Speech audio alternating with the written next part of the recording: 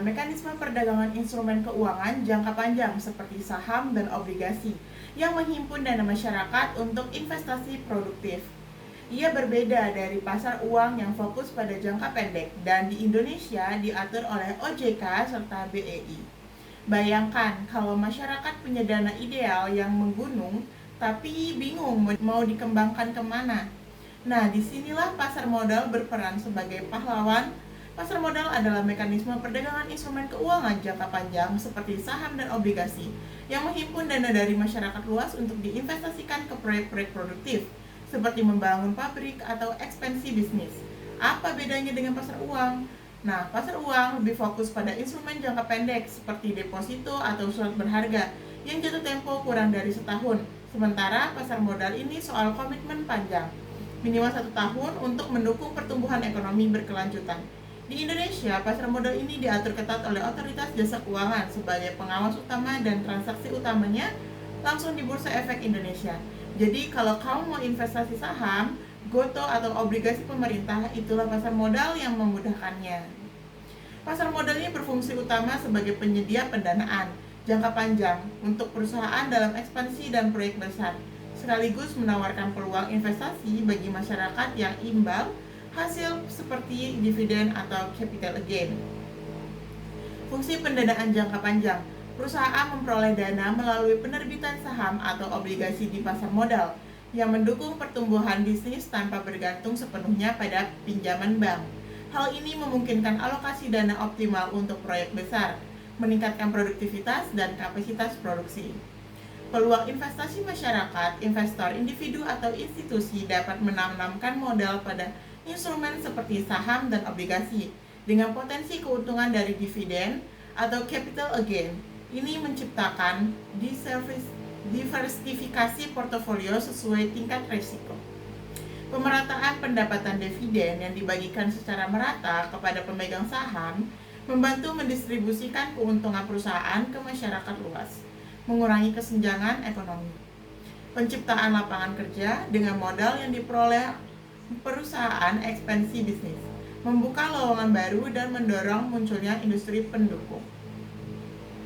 Indikator ekonomi nasional perkembangan pasar modal seperti indeks harga saham mencerminkan kesehatan perekonomian, pertumbuhan investasi, dan stabilitas negara. Slide selanjutnya yaitu pengertian prinsip keterbukaan. Prinsip keterbukaan merupakan salah satu prinsip utama dalam pasar modal. Prinsip ini menekankan bahwa perusahaan, khususnya emiten, wajib menyampaikan informasi yang lengkap, benar, dan tepat waktu kepada publik, terutama kepada investor.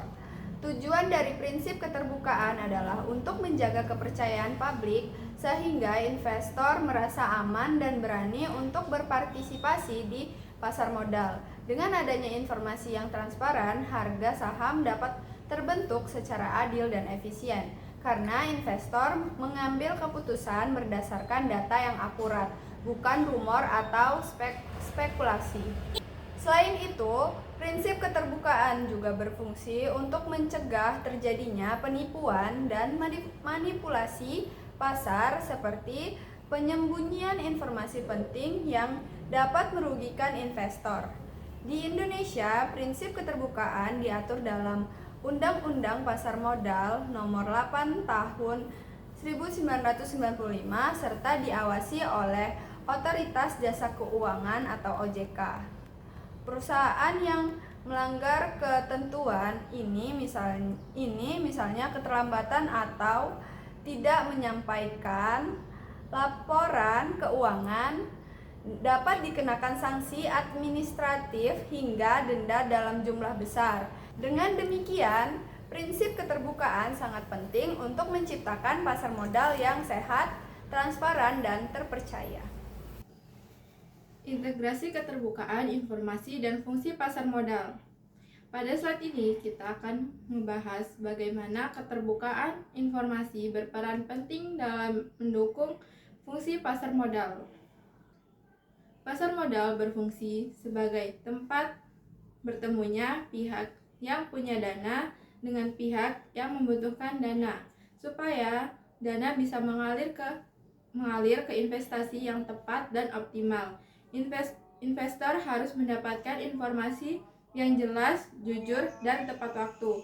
Disinilah keterbukaan informasi menjadi sangat penting. Seperti contoh kasusnya PT Sari Husada. Kita lihat kasus PT Sari Husada. Perusahaan ini pernah dikenai sanksi atau denda karena terlambat melaporkan transaksi saham. Keterlambatan ini membuat investor tidak memperoleh informasi penting secara cepat. Akibatnya, keputusan investasi bisa menjadi tidak akurat dan pasar menjadi kurang efisien. Kasus ini menunjukkan bahwa kurangnya keterbukaan dapat merugikan investor dan mengganggu kepercayaan terhadap pasar modal. Peran platform digital atau BII untuk mencegah hal seperti ini, Bursa Efek Indonesia menyediakan platform digital yang memungkinkan perusahaan melakukan disclosure atau pelaporan secara real time. Dengan sistem digital ini, informasi bisa diakses lebih cepat, investor bisa mengambil keputusan dengan lebih baik. Pasar modal menjadi lebih transparan dan efisien. Contoh penerapan dan sanksi. Bayangkan, Anda investor yang mengandalkan informasi akurat dari perusahaan terbuka atau emiten untuk memutuskan beli atau jual saham. Nah, ada kasus nyata dari PT Sari Husda dan PT Perusahaan Gas Negara atau PGN yang telat banget laporin informasi penting alias material. Akibatnya, mereka kena denda administratif dari Bapepam yang sekarang jadi OJK mulai dari Rp 100.000 sampai 5 miliar, tergantung seberapa parah pelanggarannya. Dampak dan pelajaran yang bisa diambil, kasus-kasus ini jadi pengingat keras buat emiten soal tanggung jawab mereka. Mereka wajib cepat ungkap info krusial seperti laporan keuangan atau perubahan besar supaya pasar adil dan transparan. Sanksi tegas ini juga efek jera, bisa perusahaan mikir 2 kali sebelum main-main depan aturan. Manfaat bagi investor dan pasar modal yaitu penerapan hukum seperti ini super penting. Ia lindungi investor dari kerugian gara-gara info palsu atau telat, sekaligus bikin pasar modal Indonesia lebih kuat dan terpercaya. Hasilnya, kepercayaan naik, investasi mengalir deras, dan ekonomi kita makin maju.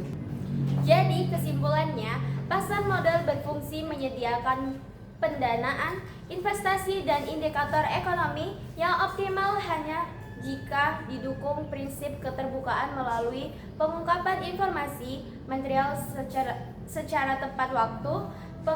Pelanggaran seperti keterlambatan laporan dapat merusak kepercayaan dan efisien pasar, sehingga emiten wajib patuh regulasi OJK untuk hadiri sanksi.